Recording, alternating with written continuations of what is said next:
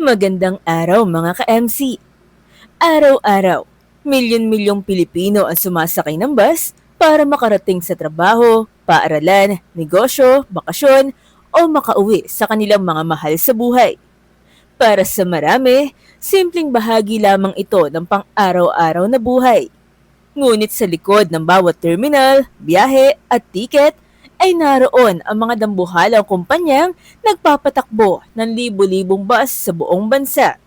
Ang ilan sa kanila ay nagsimula lamang sa iilang sasakyan, habang ang iba naman ay nagsimula bilang maliliit na negosyo ng pamilya bago naging mga higante sa industriya ng transportasyon.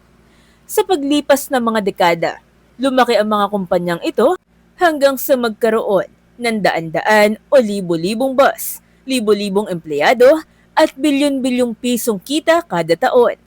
Ang ilan ay nagseserbisyo lamang noon sa isang probinsya, ngunit ngayon ay nag-uugnay na ng mga pangunahing lungsod at rehiyon sa buong Pilipinas. Sa video na ito mga ka-MC, alamin natin ang 10 pinakamalalaking bus company sa Pilipinas ngayong 2026 at tuklasin din natin kung paano sila nagsimula, gaano kalaki ang kanilang operasyon at bakit sila nananatiling mahalagang bahagi ng buhay ng bawat Pilipino. Number 10, GV Florida Transport Inc. Kapag nakakita ka ng kulay rosas o pink na bus na bumabiyahe sa Hilagang Luzon, malaki ang posibilidad na ito ay pagmamay-ari ng GV Florida Transport. Itinatag ang kumpanya ng negosyanteng si Guillermo V. Flores, kung saan nagmula rin ang pangalang GV Florida. Mula sa pagiging isang maliit na provincial operator sa Cagayan Valley, unti-unti itong lumawak hanggang maging isa sa mga pinakakilalang bus company sa Northern Luzon.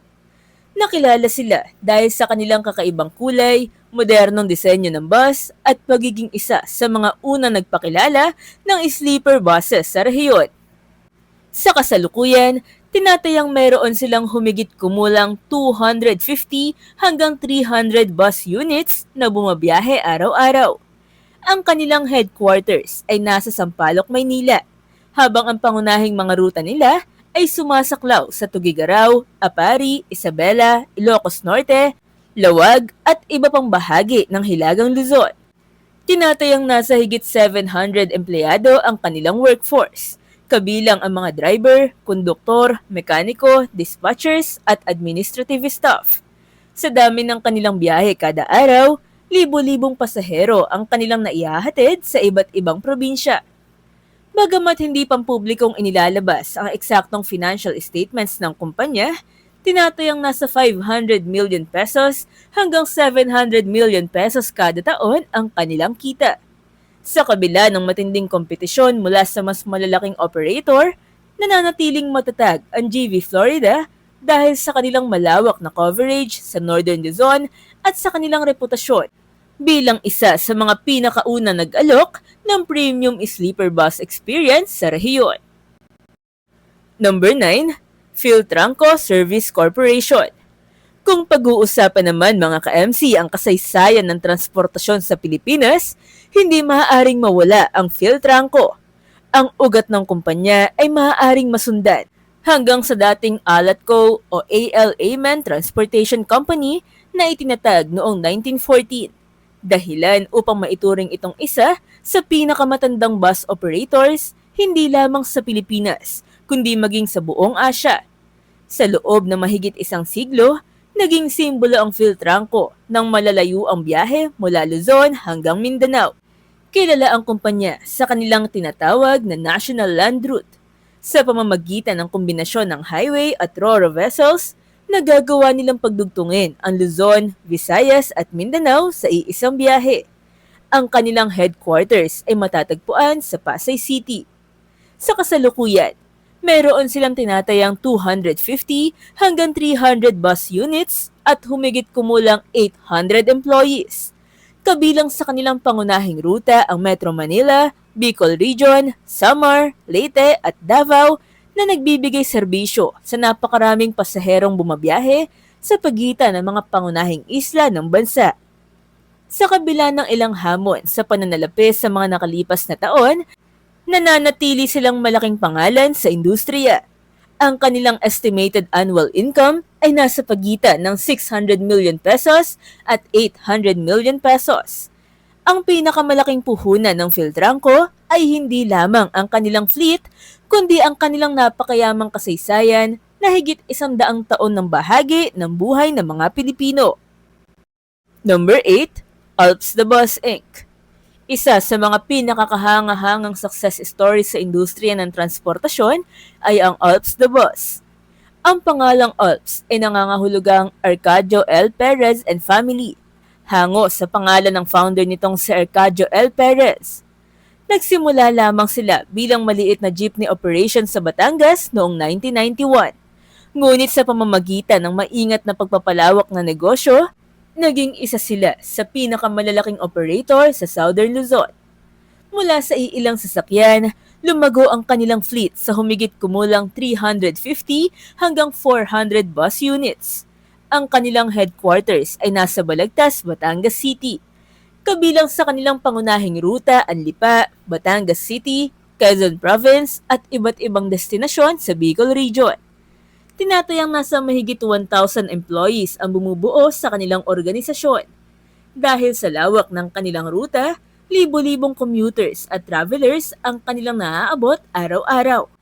Ang tagumpay ng Alps ay bunga ng tuloy-tuloy na modernisasyon ng kanilang fleet at pagpapabuti ng serbisyo. Tinatayang nasa 800 million pesos hanggang 1 billion pesos kada taon ang kanilang kita.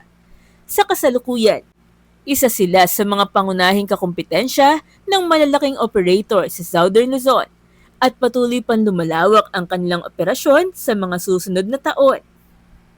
Number 7, Bicol Isarog Transport System Inc. Sa Bicol Region, isa sa mga pinakamatunog na pangalan ay ang Bicol Isarog Transport System. Sa paglipas ng panahon, hindi lamang sila naging isang simpleng bus company, kundi isang transport conglomerate na nagmamay-ari rin ng iba pang kilalang linya gaya ng Peña Francia Tours, Isarog Lines, RSL Bus at Pintados. Dahil dito, naging dominante sila sa transportasyon sa rehiyon ng Bicol at maging sa ilang bahagi ng Visayas. Mayroon silang tinatayang mahigit 400 bus units na bumabiyahe sa iba't ibang ruta. Ang kanilang headquarters ay nasa Pasay City, ngunit ang kanilang operasyon ay malalim ang ugat sa Bicol Region. Saklaw ng kanilang serbisyo ang Naga, Legazpi, Daet, Sorsogon, Samar at Leyte. Humigit kumulang 1,200 employees ang kanilang pinapasahod at araw-araw ay napakaraming pasahero ang umaasa sa kanilang serbisyo para sa interprovincial at inter-island travel. Tinatayang nasa 900 million hanggang 1.2 billion pesos kada taon ang kanilang kita. Ang kanilang paglago ay dulot ng strategic na pagkuha at pamamahala ng iba't ibang bus brands sa ilalim ng isang malaking grupo. Dahil dito, naging isa sila sa pinakamakapangyarihang transport companies sa timog bahagi ng bansa. Number 6, Genesis Transport Service Inc. Kapag premium bus travel ang pag-uusapan, isa sa unang pumapasok sa isip ng maraming Pilipino ay ang Genesis Transport. Kilala sila sa kanilang Joy Bus Services na nag-aalok ng executive at luxury travel experience para sa mga biyahero. Sa paglipas ng panahon, naging paborito sila ng mga turista at business travelers na naghahanap ng mas komportableng biyahe patungong mga pangunahing destinasyon sa Luzon. Ang Genesis Transport ay may tinatayang 450 hanggang 500 bus units na bumubuo sa kanilang fleet. Ang kanilang headquarters ay nasa Cubao, Quezon City. Kabilang sa kanilang pangunahing ruta ang Baguio City, Baler sa Aurora, Cabanatuan, Pampanga at Mariveles sa Bataan. Mayroon silang humigit kumulang 1,500 employees at nagseserbisyo sa libo-libong pasahero araw-araw, lalo na sa mga rutang dinarayo ng mga turista. Dahil sa kanilang premium positioning sa merkado, tinatayang umaabot sa 1 billion pesos hanggang 1.5 billion pesos kada taon ang kanilang kita. Ang pagpapakilala nila ng luxury sleeper at executive class buses ay nakatulong upang maitaas ang pamantayan ng provincial bus travel sa Pilipinas. Hanggang ngayon, patuloy silang nag-i-invest sa modernong fleet at mataas na kalidad ng serbisyo upang mapanatili ang kanilang pwesto bilang isa sa pinakamalalaking bus companies sa bansa. Number 5, DLTB Co. Del Monte Land Transport Bus Company. Mga ka-MC, kung Southern Luzon at Bicol Region ang pag-uusapan, isa sa mga pinakamalalaking pangalan na agad na pumapasok sa isip ng mga biyahero ay ang DLTB Co. Ang kumpanyang ito ay may ugat sa dating BLTB o Batangas Laguna Tayabas Bus Company, isa sa mga pinakasikat na bus operators noong ika-20 siglo. Nang magsara ang BLTB noong dekada 1980, maraming dating opisyal at empleyado nito ang nagtayo ng panibagong kumpanya na kalaunan ay naging DLTB Co. Sa paglipas ng mga taon, naging simbolo ito ng maaasahan at malawak na serbisyo sa Timog Luzon. Sa kasalukuyan, tinatayang nasa mahigit 700 bus units ang kanilang fleet. Ang kanilang pangunahing terminal at headquarters ay matatagpuan sa Malibay, Pasay City. Ang mga rutang kanilang sinasaklaw ay kabilang ang Laguna, Batangas, Quezon Province, Camarines Norte at Camarines Sur, Albay at Sorsogon. May mga biyahe rin silang umaabot hanggang Samar at Leyte, sa pamamagitan naman ito ng RoRo Connections.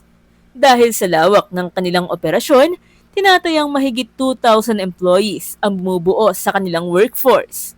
Libo-libong pasahero ang kanilang naihahatid araw-araw, lalo na tuwing holiday season kung kailan nagkakaroon ng matinding pagdagsa ng mga umuuwing probinsyano. Tinatayang nasa 1.5 billion hanggang 2 billion pesos kada taon ang kita ng kumpanya.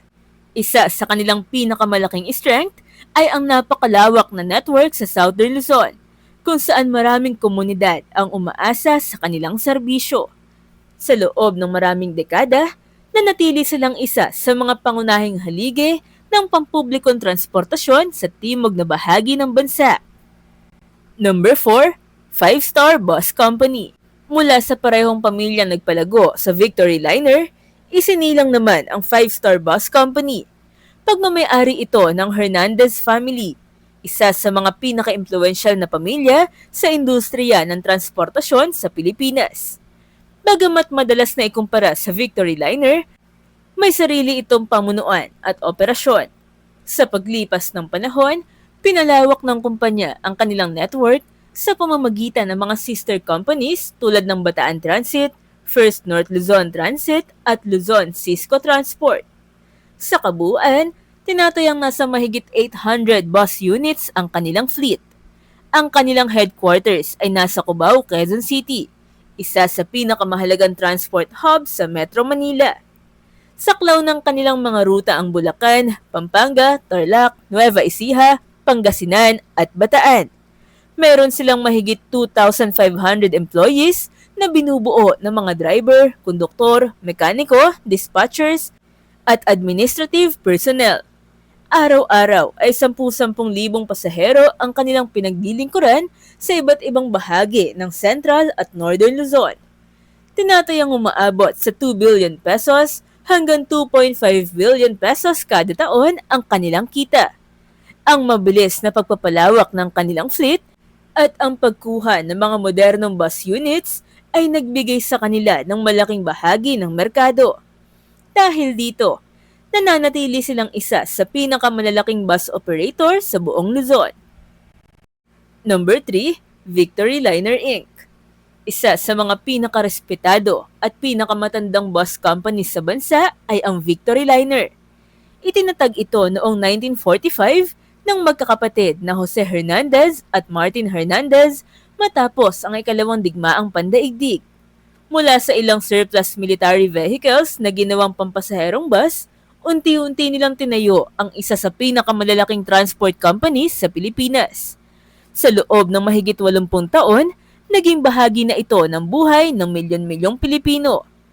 Sa kasalukuyan, may tinatayang 900 hanggang 1,000 bus units ang Victory Liner. Ang kanilang headquarters ay nasa Caloocan City. Kabilang naman sa kanilang mga pangunahing ruta ang Baguio City, Pangasinan, Olongapo, Zambales, Ilocos Region at Cagayan Valley. Mahigit 3,000 employees ang nagtatrabaho sa kumpanya. At dahil sa lawak ng kanilang operasyon, tinatayang daan-daang libong pasahero kada linggo ang kanilang pinaglilingkuran, lalo na sa mga rutang patungong Baguio na kabilang sa pinakaabala sa bansa. Ang estimated annual income naman ng kumpanya na ito ay nasa pagitan ng 2.5 billion hanggang 3 billion pesos. Isa sila sa mga unang bus operators na nagpakilala ng online booking systems, premium point-to-point services, at modernized fleets. Hanggang ngayon, nananatili silang isa sa mga pinagkakatiwalaang pangalan sa industriya ng land transportation. Number 2, Jack Liner Group. Hindi maikakaila ang laki ng imperyong binuo ng magkapatid na Jose Jack at Crescencia de los Reyes na siyang mga founder ng Jack Liner. Ang pangalan ng kumpanya ay hango sa unang titik ng kanilang mga pangalan.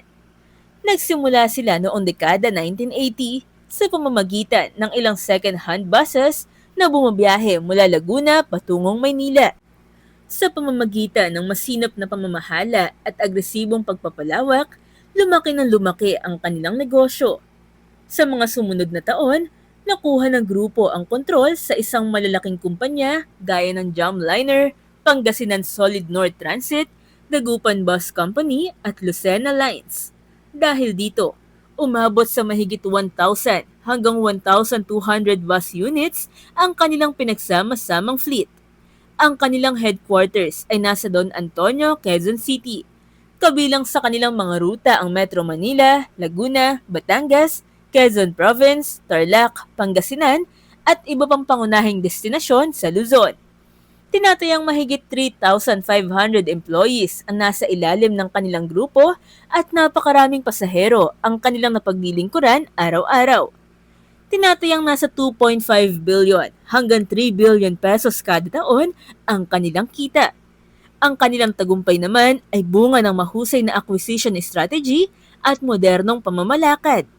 Mula sa maliit na operator, naging isa sila sa pinakamakapangyarihang transport groups sa bansa. Number 1, Yanson Group of Bus Companies, YGBC. At para sa numero 1, walang ibang makakatalo sa Yanson Group of Bus Companies o YGBC. Itinatag ang pundasyon ng kanilang negosyo nina Olivia Villaflores Yanson at Leo Ray Yanson sa Negros Occidental. Nagsimula ang pamilya Yanson sa simpleng operasyon ng ilang bus units noong dekada 1960. Ngunit sa pamamagitan ng matinding sipag, matalinong pagpapalawak at pagkuha ng iba't ibang regional operators, nabuo nila ang pinakamalaking bus conglomerate hindi lamang sa Pilipinas kundi sa buong Southeast Asia. Sa ilalim ng Yanson Group ay matatagpuan ang ilan sa mga pinakasikat na bus brands sa bansa gaya ng Ceres Liner, Ceres Tours, Rural Transit Mindanao, Bachelor Express, Mindanao Star, Southern Star at marami pang iba. Sa kabuuan, meron silang humigit kumulang 4,800 o higit pang aktibong bus units. Ang kanilang headquarters ay nasa Bacolod City, Negros Occidental. Ang kanilang network ay sumasaklaw sa halos buong Visayas at Mindanao, pati ilang bahagi ng Luzon. Tinatayang mahigit 18,000 employees ang bumubuo sa kanilang organisasyon at milyon-milyong pasahero ang kanilang pinaglilingkuran bawat buwan. Ang tinatayang taunang kita ng Yanson Group ay lampas 15 billion pesos, dahilan upang manguna sila ng napakalayo sa kanilang mga kakumpetensya. Ang kanilang lawak ng operasyon ay maihahambing sa isang pambansang transport network.